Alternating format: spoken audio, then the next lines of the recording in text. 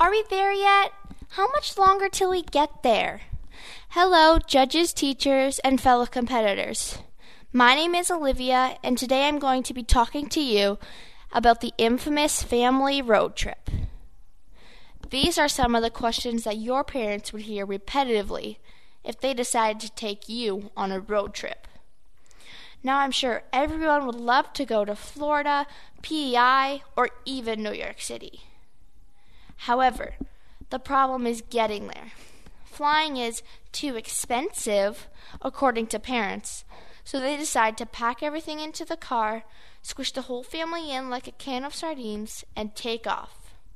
Now, what your parents don't realize is that they just made a huge mistake. So you're rolling down the highway, and everyone's happy, dreaming about the final destination. Then, you get an hour into your road trip, and everyone's already at each other. You're on my side. Turn down your music. Pass me the snacks. I didn't get one. I have to go to the washroom. Suddenly, your parents are beginning to question their decision. However, there's a solution to all this chaos. Pay for the flight. Yeah, it may be a little expensive. However, everyone would have their own equally comfortable seat. Everyone could listen to their own music or watch TV with their own set of headphones. The lovely stewardess will pass out the snacks to everyone. And as far as the washroom situation, well, everyone can flush whenever they want. I have had many experiences with road trips. Over the years, I've become the kid who is known to ask, "How much longer?" So now, regardless of how far away we may be, my answer is always 15 minutes. It's so annoying. When I went to PEI, I remember having to explain to my stepdad that being in the car for over 24 hours with 5 girls would mean multiple pit stops, frequently. Well, he was never so happy and relieved to cross the Confederation Bridge, delivering us to PEI. I remember when my family went to Vermont.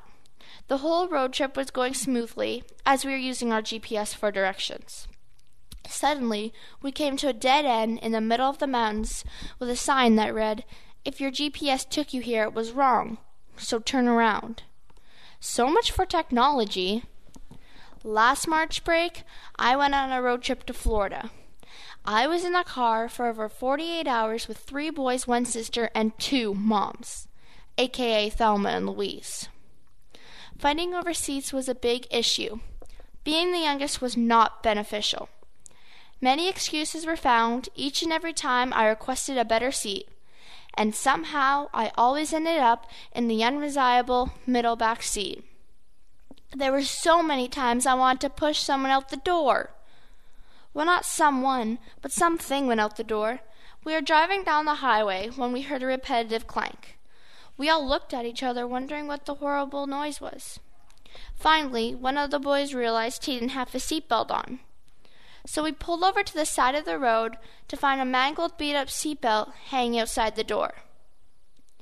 Even though not wearing your seatbelt isn't funny, we found this situation to be worthy of laughing ourselves to tears. Getting lost at least once is usually part of any good family road trip. We were lost in Pittsburgh. Our moms tried to deny it by pointing out local points of interest to make it look like we are purposely touring. "Look, guys, there's the baseball stadium where the Pittsburgh Pirates play." Since we were driving with 2 moms and no dads, we had no problem stopping at the sketchy gas station with the disgusting bathroom to ask for directions. Hey, wait a minute. As I'm telling you about all my road trip memories, I'm starting to question if flying would be the better way to go. Do I dare say my parents are actually right?